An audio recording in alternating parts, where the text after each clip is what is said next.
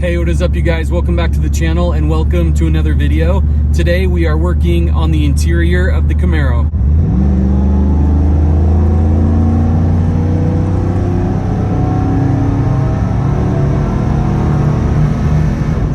Before we start working, guys, I just wanted to give you a quick channel update, and that is that the channel recently hit 4,000 subscribers. That is an awesome milestone, and I just want to say thank you for your support. Thank you for supporting me and the channel.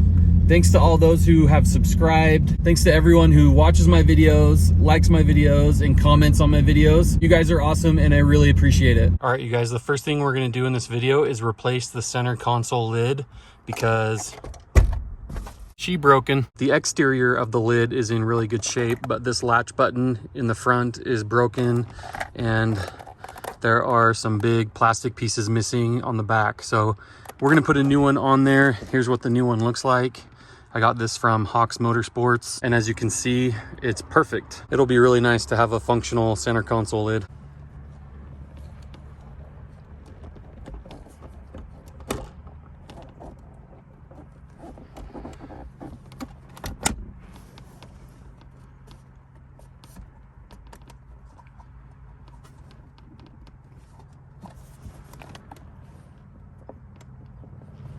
All right, the new console lid is installed and the overall fit and finish is pretty good. I do have to push down on it to get it to latch, but I'm pretty happy with it. Here's a quick look at the hinge components. You can't see it now, but you probably saw it when I was putting the lid in place, that there is a hinge pin that holds everything together. And it is kind of noisy. This is the first 4th gen Camaro that I've owned, and from what I've gathered, these console lids are pretty much guaranteed to break at some point. I have had 2 3rd gen Camaros, and the console lid on the 3rd gen is pretty durable. I never had an issue with either of mine. So it's just interesting how different designs can last longer than others. But again, overall, I'm happy with this one, and hopefully it will last a long time. Okay guys, the next thing we're gonna do is replace this shifter plate. This one has seen better days. The little sliding panels right here are discolored and some of them are broken. The lettering here has worn off, and I was able to find a used replacement in a lot better shape for pretty cheap on eBay. And it also came with a new shift knob, which is in better shape than this one, so we're going to throw that on as well. The first thing we need to do is remove the shift knob, so I am going to bring it all the way back to 2nd gear like that. And to get the shift knob off, I have to remove this little clip right here. That is what holds the shift knob in place. Here's what it looks like once it's out. I'm just gonna try and pry it out with this little pick tool or a flat blade screwdriver. And once I have that clip out, I should be able to just pull up really hard on the shift knob and it should pop off.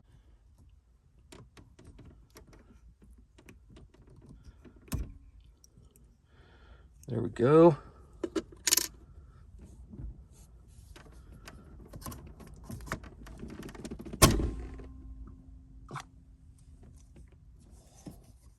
Boom. This shift knob is actually not in too bad a shape. I am still going to throw this other one on. I think this one is just a little bit better, but this one is nice enough that I'll probably hang on to it in case I need it for a car in the future. All right, so now I should be able to just pop this out and pull it up.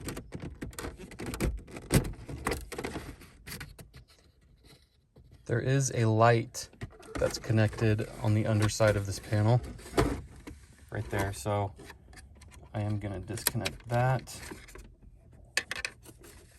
and now it's free. Looks like there have been some spills on this, and look at all the goodness in here. Lots of dirt and grime. Got a dime, maybe a quarter down there. Lots of fun stuff. So now I'm going to clean all this up before we put the new shifter plate back on. And while I'm in here, I'm also going to replace this shift indicator light.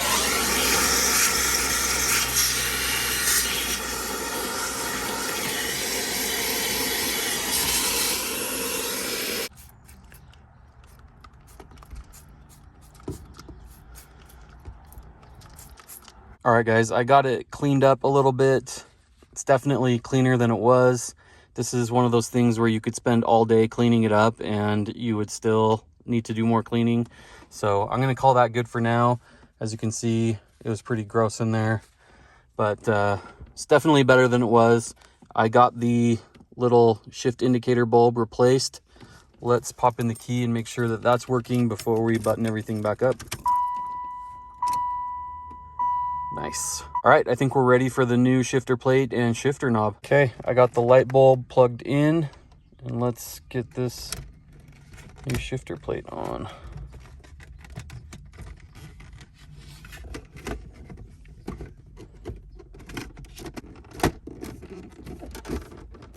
There we go. All right, now the shift knob. And I'll go ahead and put this clip in. All right, I got the clip in. Here's a look at the new shift knob. Looks really good.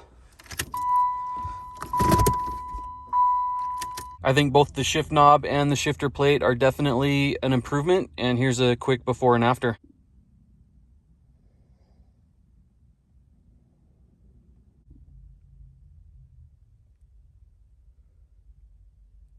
The next thing we're gonna do is replace the steering wheel. As you can see, this one is in pretty rough shape and has been pretty cooked by the sun. So we're gonna put a new old one on. Here it is. I picked this up from eBay, and as you can see, it's in really, really good shape for being a used steering wheel. So this will definitely be an upgrade, and I'm excited to get it on. I'm also hoping that my horn will work with this new steering wheel, because right now it doesn't, which kind of sucks. All right, so I've never removed the steering wheel from a 4th gen Camaro, so I'm kind of winging it here. I know there are 4 screws on the back of the steering wheel that need to come out first, so I'm going to start with those. I have disconnected the battery, and you know, we'll just kind of take it step by step. The 4 screws on the back of the steering wheel are Torx screws, and I'll be using a T27 Torx bit to get them out. All right, guys, I got the 4 screws loosened and the airbag module disconnected and off. As you can see, it's a little dirty, so I'm gonna work on cleaning that up, as well as removing this center nut right here. As I started to pull the airbag module away from the steering wheel, little bits and pieces from the horn connectors just started falling out. So those are clearly broken, and as you can see, we've got some corrosion going on. So I think that explains why my horn wasn't working, and hopefully we can get it working with the new steering wheel and horn connections. This steering wheel did come with the horn connections, but they were broken, kind of like these are. So I ordered a new set of connectors from eBay, and as you can see, they look really good, especially compared to the old ones. Hopefully they work. All right, the airbag module is all clean, and I was able to get this center nut off. I used a 13/16 socket to do that. Okay, so now I have the steering wheel puller in place, and time to start cranking. All right, she should be free.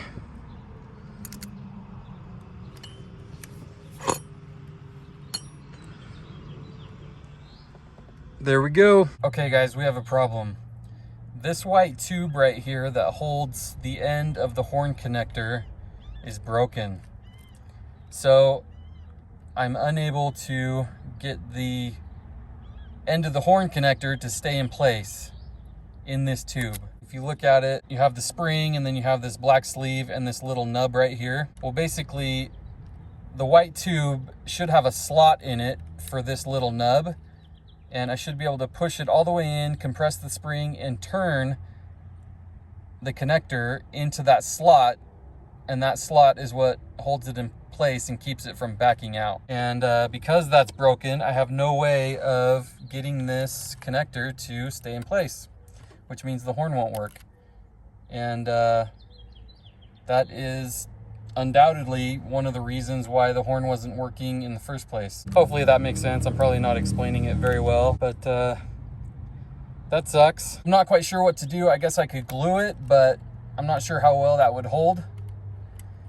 And I'm I'm just trying to think of some other options here, so I'm gonna have to think for a minute. All right, you guys, I took a break and went to my son's soccer game and came up with the idea to try and make a new slot. You can see the new slot right there, and I used just a small, skinny drill bit to do it, and I think it might work. Check it out. It works. Obviously, I don't know how long it will work for, and it's definitely possible that it'll break again, but this is all I could think of, so I'm gonna go with it. I will probably put some super glue just on the black sleeve here, just to try and reinforce things a little bit, but I think this should be good for now. Okay guys, the new steering wheel is on, check it out. I got the horn connector in place in the new slot with a little bit of super glue, so it seems to be pretty secure. And I got the steering wheel nut on, so the only things I need to do next is reinstall the airbag module and tighten down the 4 screws on the back, and we should be good to go. All right, you guys, everything is buttoned up.